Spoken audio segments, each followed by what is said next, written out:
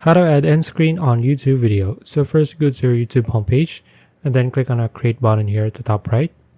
Then click on upload video. So here I'm just going to upload a video just to show you how to add an end screen, alright? So just click on select files here and then I'm just going to add this one. Now here, as you can see, now once you're here, you can begin adding the details of your video, right? So if you want to add an end screen, you can just click on video elements here at the top and then look for add end screen here. So here you can just click on add and then just choose the what kind of end screen that you want to add here.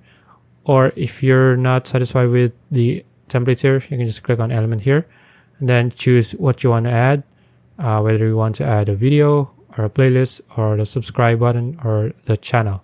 Alright, so I'm just going to show you what it looks like. So there's the video, there's the playlist.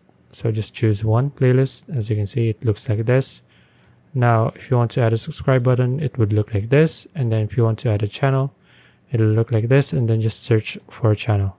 Alright, so here, as you can see, now you have an end screen, and then you can also arrange when your end screen would show up. So usually the end screen would show up like 20 seconds before the video is done, something like that.